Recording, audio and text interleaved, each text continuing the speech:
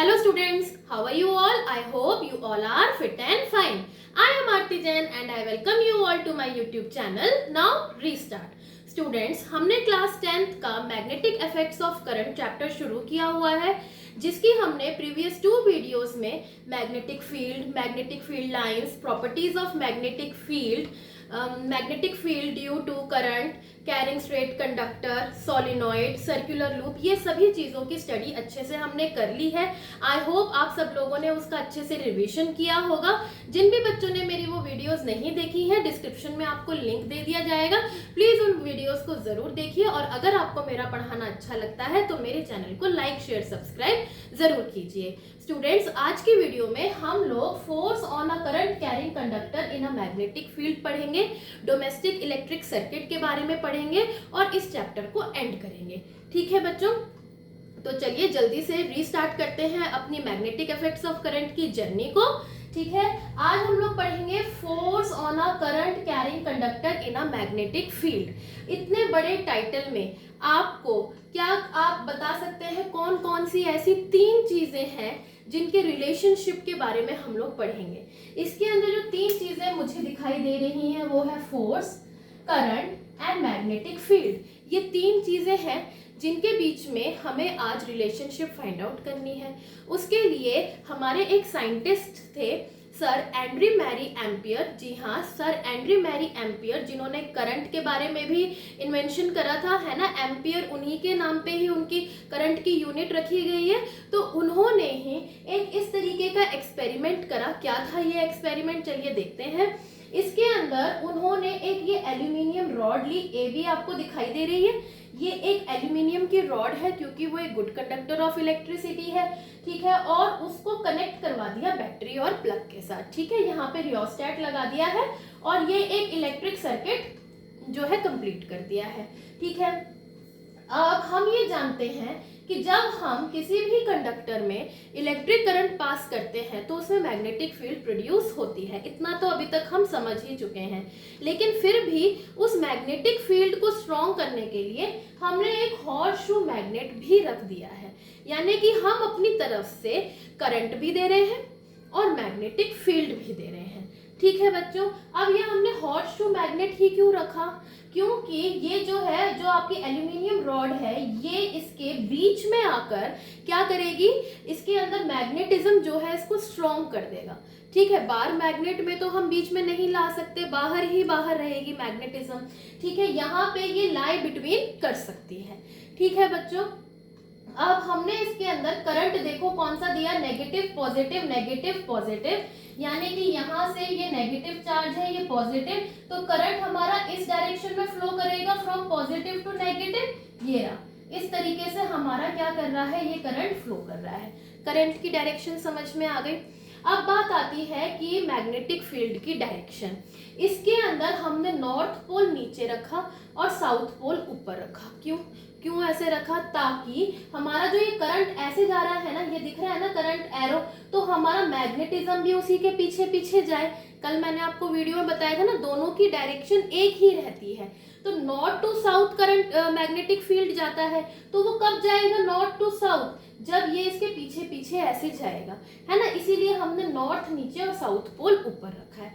इतना आपको समझ में आ गया सेटअप। ठीक है, उन्होंने करंट पास करवाया, उसके बाद उन्होंने देखा कि थोड़े टाइम बाद इस रॉड में डिस्प्लेसमेंट होती है, यानी कि कुछ मूवमेंट होती है। ये थोड़ी सी डिस्प्लेस हो जाती है अपनी जगह से और लेफ्ट की तरफ मूव कर जाती है। ये कहाँ मूव करती है, लेफ्ट की तरफ। ठीक है, ये एक ऑब्जर्वेशन फेज में है हम लोग। अब उन्होंने क्या कहा कि इसका मतलब ये हुआ कि अगर मैं करंट दे दूं और मैं मैग्नेटिक फील्ड भी दे दूं, तो यानी कि कोई एक ऐसा फोर्स है जो इसको हिला रहा है, यानी कि फोर्स भी ऑब्टेन होता है ना। यानी कि मैग्नेटिक फील्ड भी क्या करती है, फोर्स को एक्सर्ट करती है। ठीक है, तो इसकी जो पहला पॉइंट हम कह सकते हैं, पहला पॉइंट क्या होगा इसका, कि एंड्री मैरी एम्पियर सजेस्टेड, उन्होंने ये सजेस्ट करा या एक्सपेरिमेंट करा, suggested that the magnetic magnetic field also exerts equal and opposite force,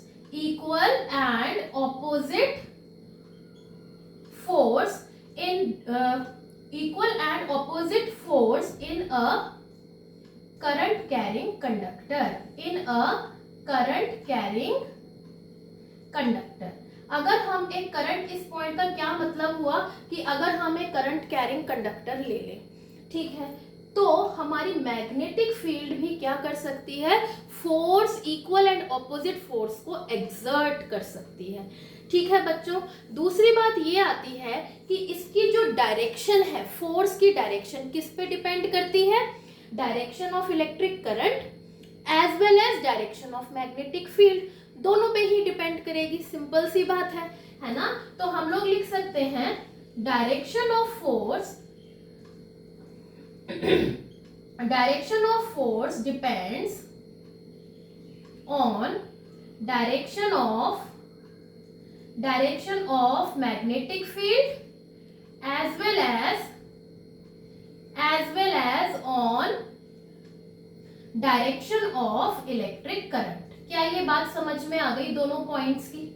दोनों पॉइंट ये समझ में आ गए कि मैग्नेटिक फील्ड भी मोशन प्रोड्यूस कर सकती है, फोर्स एक्सर्ट कर सकती है। दूसरी चीज, जो फोर्स की डायरेक्शन होगी दोनों पे डिपेंड करेगी, करंट पे भी और मैग्नेटिक फील्ड पे भी। ठीक है, अब तीसरी बात ये है हम पॉइंट्स में साइंस को पढ़ते हैं ना तो ज्यादा देर तक हमारे माइंड में रिटेन रहती हैं चीजें। ठीक है, तीसरी बात ये है कि अगर मैं इस बैटरी को, है ना, रिवर्स कर दूं, यानी कि डायरेक्शन ऑफ करंट को चेंज कर दूं, तो क्या होगा? तो ये होगा कि हमारी डिस्प्लेसमेंट जो है वो राइट की तरफ हो जाएगी। हमारी जो रॉड की, कंडक्टर की जो डिस्प्लेसमेंट है वो बच्चों किसकी तरफ हो जाएगी? राइट की तरफ। मतलब फोर्स की डायरेक्शन भी रिवर्स हो गई मैम? हाँ हो गई, क्योंकि वो डायरेक्शन ऑफ इलेक्ट्रिक करंट पे डिपेंड कर ही रहा है ना।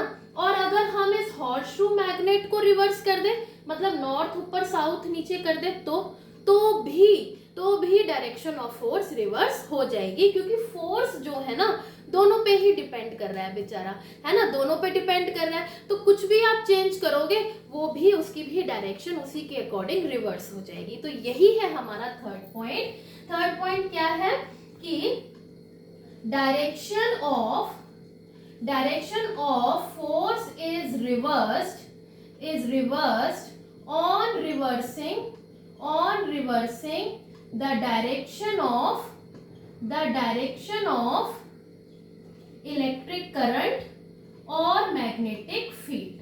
ठीक है, दोनों में से किसी की भी डायरेक्शन आप चेंज करो, रिवर्स करो, तो इनकी भी डायरेक्शन क्या हो जाएगी बच्चों? चेंज हो जाएगी, रिवर्स हो जाएगी। तीसरी बात, अब आती है हमारी लास्ट जो है, हम इसके बारे में पॉइंट पढ़ेंगे, वो क्या है कि अगर हम ये देखें डिस्प्लेसमेंट तो हो रही है, ठीक है, लेकिन मैक्सिमम डिस्प्लेसमेंट ये रॉड कब दिखाती है? मैक्सिमम डिस्प्लेसमेंट ये रॉड कब दिखाती है?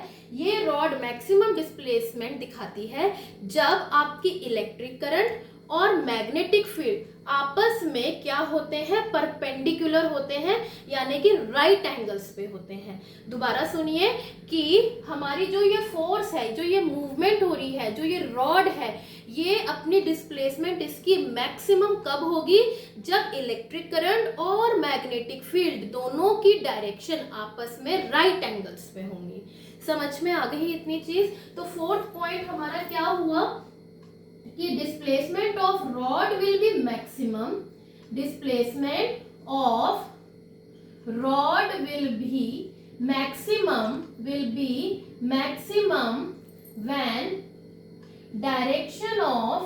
when direction of electric current is at right angles। किसके right angles होगी? दो ही तो चीजें हम लोग पढ़ रहे हैं अभी तक, right angles to the direction of magnetic field। ठीक है बच्चों, ये चीज समझ में आ गई, है ना। ये 4 पॉइंट्स इसके बारे में समझ में आ गए। आई होप ये चारों पॉइंट में ये पूरा आपके लिए एक शॉर्टकट ही हो गया, एक छोटे से एक कहते हैं शॉर्ट नोट्स के तरीके से हमने इस टॉपिक को कंप्लीट कर लिया। ठीक है, समझ में आ गया। बस 3 चीजों के बीच में रिलेशनशिप है और कुछ नहीं है। फोर्स बेचारा दोनों पे डिपेंड करता है, रिवर्स करने पे रिवर्स हो जाता है दोनों के ही। ठीक है, और मैक्सिमम कब होता है, जब ये डायरेक्शन ऑफ मैग्नेटिक फील्ड और इलेक्ट्रिक करंट क्या होते हैं, आपस में राइट एंगल्स पे होते हैं या परपेंडिकुलर होते हैं। बस इतनी सी बात है। ठीक है, अब अगर हमें डायरेक्शन ऑफ इलेक्ट्रिक करंट और मैग्नेटिक फील्ड पता है, हमें फोर्स की डायरेक्शन पता करनी है, तो हम कैसे पता करेंगे? उसके लिए एक रूल आता है, Fleming's right hand thumb rule. उसके बारे में चलिए जल्दी से पढ़ते हैं। तो write down the heading Fleming's right hand thumb rule. क्या है ये Fleming's right hand thumb rule? हाँ, तो जैसे कि आपने राइट हैंड नहीं, लेफ्ट हैंड थंब रूल। ठीक है, राइट हैंड तो हमने कल पढ़ा था। तो लेफ्ट हैंड में क्या होता है कि हम लोग अपने लेफ्ट हैंड की फिंगर्स को ऐसे स्ट्रेच करते हैं। ठीक है, ये हमारा थंब, 4 फिंगर या इंडेक्स फिंगर, और ये है हमारी मिडिल फिंगर। इनको हम इस तरीके से स्ट्रेच करते हैं कि यह आपस में क्या है, एक दूसरे के म्यूचुअली परपेंडिकुलर है। ये आपस में परपेंडिकुलर है एक दूसरे के। ठीक है, तो इसके अंदर जो आपका 4 फिंगर है, इंडेक्स फिंगर, ये दिखाता है डायरेक्शन ऑफ मैग्नेटिक फील्ड, ये दिखाता है डायरेक्शन ऑफ करंट। ठीक है, ये परपेंडिकुलर हो गया। ठीक है बच्चों, ये हो गया डायरेक्शन ऑफ करंट। और जो ये थंब है, अगर ये दोनों हमें पता है, तो जो ये थंब का डायरेक्शन होगा, ये हमें दिखाएगा डायरेक्शन ऑफ मोशन, या कह दो डायरेक्शन ऑफ फोर्स। ठीक है, कैसे? मान लीजिए ये हमारी मैग्नेटिक फील्ड है, ये करंट है। ठीक है, अगर ये इस तरीके से जा रही है यहाँ पे, है ना, तो करंट हमारा नीचे जा रहा है, तो थंब हमारा कहाँ जाएगा? अपवर्ड्स, यानी कि आपकी डिस्प्लेसमेंट होगी अपवर्ड्स। अगर मैं इसको उल्टा कर लूं, तो हमारा ये क्या है, यहाँ पे जा रहा है मैग्नेटिक फील्ड, यहाँ जा रहा है इलेक्ट्रिक करंट, तो हमारा मोशन क्या होगा, हमारा डायरेक्शन ऑफ फोर्स होगी डाउनवर्ड्स। आसान है ना कितना फाइंड आउट करना। ठीक है, तो चलिए इसको अब हम लोग लिखते हैं कि when we stretch the fingers of our left hand in such a way that they are mutually perpendicular to each other. They are mutually perpendicular to each other. ठीक है बच्चों, तो इसके अंदर आप एक ट्रिक के साथ भी याद कर सकते हैं। ठीक है, 4 फिंगर कौन सी होती है? आपकी इंडेक्स फिंगर होती है। फिलहाल आप उसे 4 फिंगर कहिए। क्यों? क्योंकि वो रिप्रेजेंट करती है, shows the direction of magnetic field.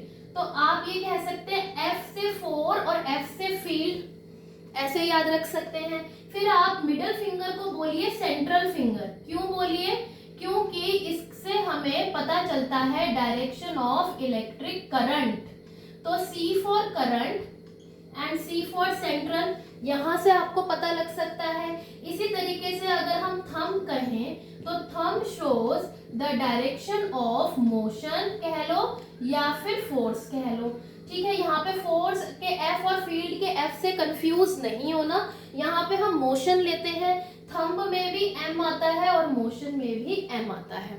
ठीक है, तो ये एक ट्रिक है जिसके थ्रू आप इसको याद रख सकते हैं। 4 फिंगर मतलब फील्ड हो गया, सेंट्रल फिंगर मतलब करंट की डायरेक्शन, एंड थंब में M आ रहा है मतलब मोशन की डायरेक्शन हमें पता चलती है। क्या ये Fleming's left hand thumb rule आपको अच्छे से क्लियर हो गया ना? बस ये परपेंडिकुलर रहनी चाहिए। ठीक है बच्चों, अब हम लोग अपने, ये हमारा खत्म होता है force on a current carrying conductor in a magnetic field. अब हम लोग आगे बढ़ते हैं।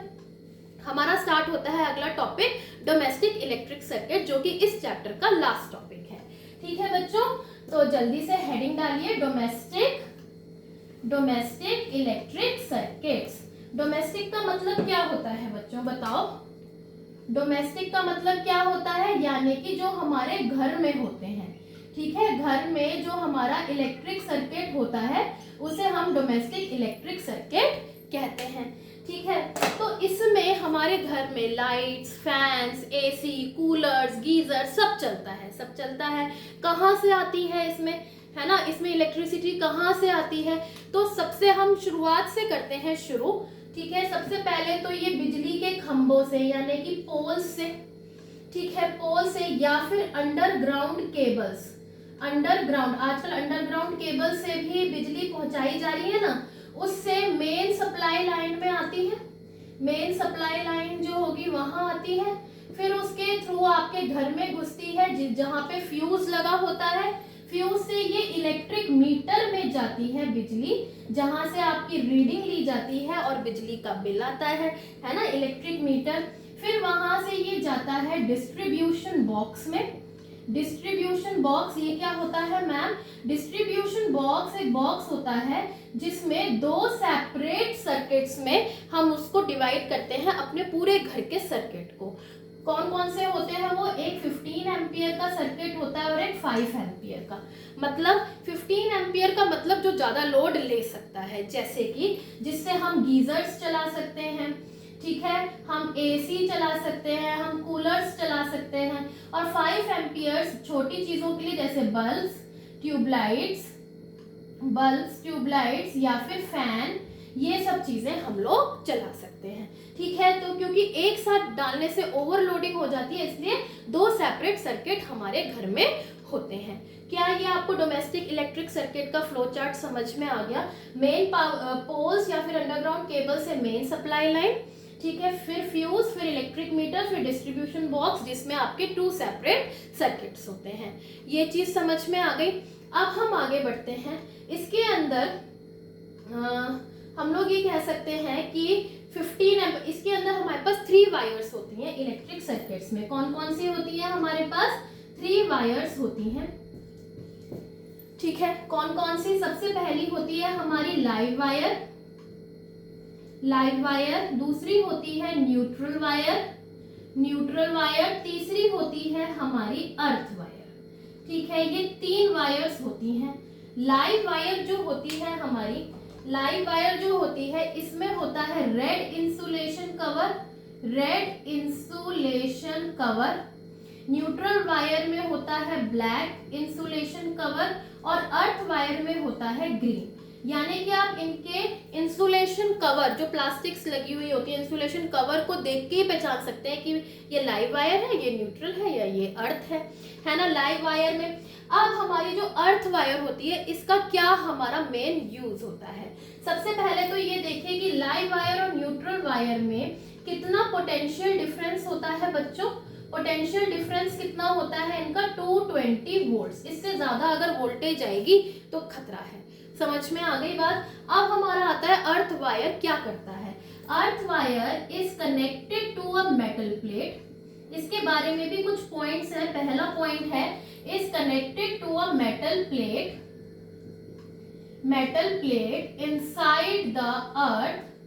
inside the earth near the house।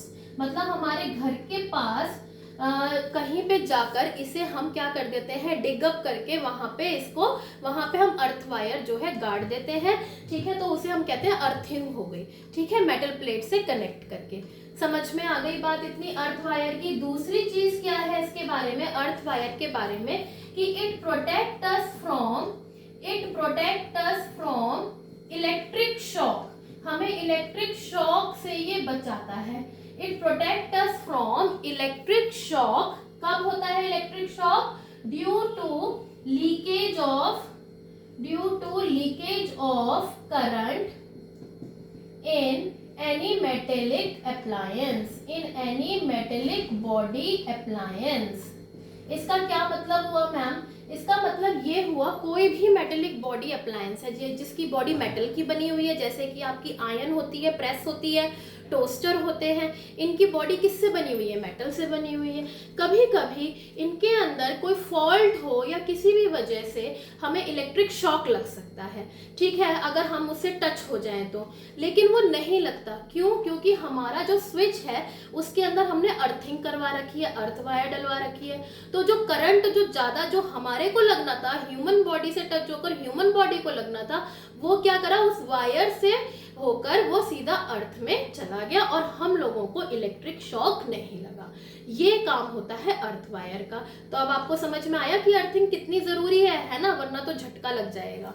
ठीक है, अगला पॉइंट आता है कि it provides low resistance path in case of leakage of current. मतलब अगर करंट की लीकेज होती है, वैसे तो हमारे सारे अप्लायंसेस हमें अच्छे से चेक करके रखने चाहिए, टाइम टू टाइम उनकी सर्विसिंग करती रहनी चाहिए, लेकिन फिर भी अगर करंट की लीकेज हो जाती है, मान लो उनके ऊपर से इंसुलेशन हट गई, वायर टच हो गए या कुछ हुआ, लीकेज हो गई करंट की, तो ये वायर क्या देता है? Low resistance path. Low resistance का मतलब मैम, यानी कि अगर रेजिस्टेंस आपको पता है इन्वर्सली प्रोपोर्शनल है, करंट और रेजिस्टेंस आपस में दुश्मन है ना, तो अगर रेजिस्टेंस कम है तो करंट वहां चला जाएगा ज्यादा, ह्यूमन बॉडी की जगह वो देखेगा यहाँ पे लो रेजिस्टेंस है, यहाँ भागो, तो करंट वहां भागकर अर्थ में चला गया। ठीक है, समझ में आया लो रेजिस्टेंस पाथ का मतलब? तो ये कंप्लीट हुआ आपका अर्थ वायर। ठीक है बच्चों, अब हमारे 3 टॉपिक्स हैं, छोटी छोटी सी डेफिनेशंस हैं, short circuiting, overloading and fuse. ठीक है, तो समझते हैं शॉर्ट सर्किटिंग क्या होता है। ठीक है, short circuiting, write down the heading. Short circuiting क्या होता है? आप लोगों ने कई बार सुना भी होगा अपने घर में, ये वाला टर्म सुना होगा ना कि शॉर्ट सर्किटिंग हो गया। क्या होता है शॉर्ट सर्किटिंग? शॉर्ट सर्किटिंग का मतलब होता है जब लाइव वायर और न्यूट्रल वायर आपस में, ये एक पॉजिटिव एक नेगेटिव होता है, ठीक है, लाइव वायर पॉजिटिव होता है, न्यूट्रल वायर नेगेटिव होता है। जब ये आपस में एक्सीडेंटली टच हो जाए, ठीक है, तो सडनली करंट इंक्रीज हो जाता है।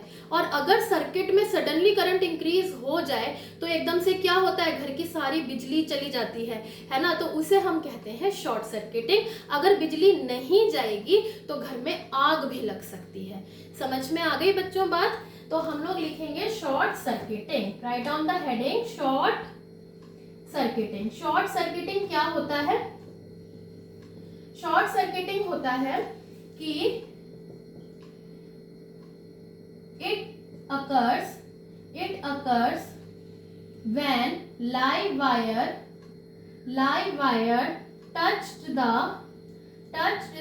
neutral wire accidentally। Neutral wire accidentally, कोई जानबूझ के तो करना नहीं चाहेगा, है ना, एक्सीडेंटली जो है ये टच हो गई, एक्सीडेंटली ये टच हो गई। ठीक है, तो क्या हुआ, ये शॉर्ट सर्किटिंग हो गया। ठीक है, अब शॉर्ट सर्किटिंग का जो मेन है कि भाई ये क्यों हुआ, तो इसका मेन कारण है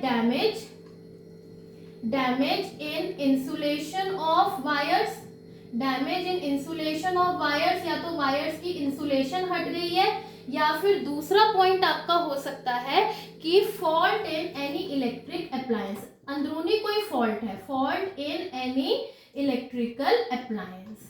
ये चीज समझ में आ गई, कोई फॉल्ट है उसकी वजह से वायर्स टच हो गई और वायर्स के टच होने की वजह से शॉर्ट सर्किटिंग हो गई। ठीक है, अब आते हैं हम अगले टॉपिक पे, ओवरलोडिंग।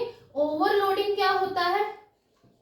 ओवरलोडिंग क्या होता है? जब बहुत सारे अप्लायंसेस एक साथ घर में चलते हैं, जैसे ज्यादातर ये होता है दिवाली के टाइम पे, है ना, बाहर लड़ियां भी चल रही हैं, अंदर सारी ट्यूबलाइट्स, फैन, सब कुछ ऑन है ना, वॉशिंग मशीन भी चल रहा है, चिमनी भी चल रही है, एक्वागार्ड भी चल रहा है, तो ये सब क्या है, एकदम से इससे ओवरलोडिंग हो सकती है और इससे भी घर में आग लग सकती है। ठीक है बच्चों, तो ओवरलोडिंग क्या होता है कि जब हमारे कंडक्टर की करंट कैरिंग कैपेसिटी से ज्यादा करंट फ्लो होने लग जाए तो उससे हम कहते हैं ओवरलोडिंग। ठीक है, तो लिखिए इसकी डेफिनेशन को। ओवरलोडिंग क्या होता है? ओवरलोडिंग क्या होता है कि when the current drawn in the circuit is more than the current carrying capacity, current carrying capacity of the conductor,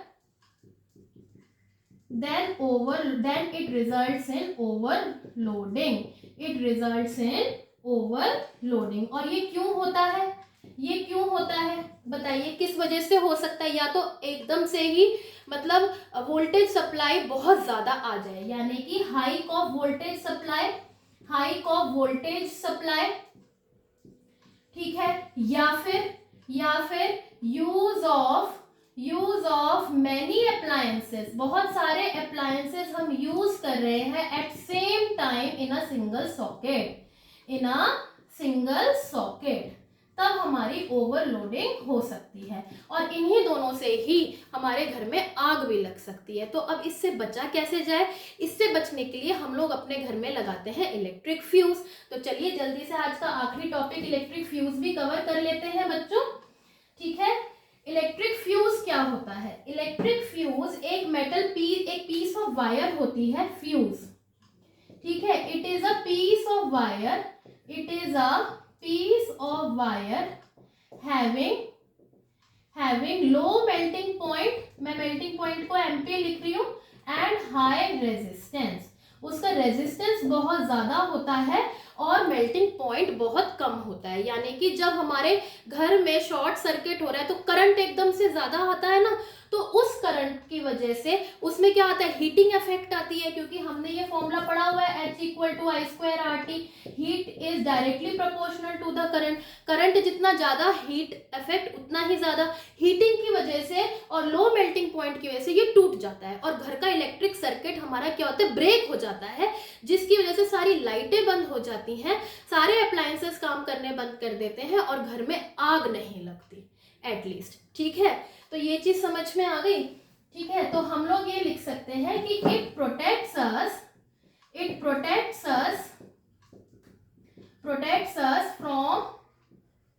from short circuiting and overloading, ये दो चीज हो गई, ठीक है। तीसरी चीज हम लोग ये कह सकते हैं फ्यूज के बारे में, it is always connected to live wire. ये पता होनी चाहिए कि ये हमेशा किसके साथ कनेक्टेड होती है, लाइव वायर के साथ, क्योंकि उसके अंदर ही करंट ज्यादा आता है, ठीक है। It is always connected in the beginning of the series circuit, मतलब ये हमेशा सीरीज में ही कनेक्टेड होगा और हमेशा शुरुआत में ही कनेक्टेड होगा। शुरुआत में इसलिए कि सबसे पहले यही ब्रेक हो भाई, ठीक है, और सीरीज में इसलिए क्योंकि सीरीज में ही तो फिर क्या होगा, करंट आपका ज्यादा आएगा, तो वो क्या होगा, एक अप्लायंस बंद होगा तो सारे अप्लायंस बंद हो जाएंगे, ठीक है। पैरेलल में तो ऐसा नहीं होता, एक बंद होता है सारे चालू रहते हैं, फिर तो आग ही पकड़ेगा, ठीक है। समझ में आ गया फ्यूज आप लोगों को, है ना। एक टॉपिक था एमआरआई करके, एमआरआई क्या होता है वो मेरा बीच में मिस हो गया जब मैंने फ्लेमिंग्स आपको लेफ्ट हैंड रूल करवाया था, उसी में ही उसका यूज था कि फ्लेमिंग लेफ्ट हैंड रूल की वजह से जो हमने फोर्स वाला टॉपिक पढ़ा था वो हमारे electric generators, motors, microphones, loud speakers, इन सब में यूज होता है, पहली बात। दूसरा मेडिसिन में यूज होता है, एमआरआई टेक्निक में यूज होता है। एमआरआई का फुल फॉर्म है magnetic resonance imaging. Magnetic resonance imaging ये एक ऐसी टेक्निक है, इट इज अ टेक्निक, ये एक ऐसी टेक्निक है which help us to obtain images of internal organs using magnetic field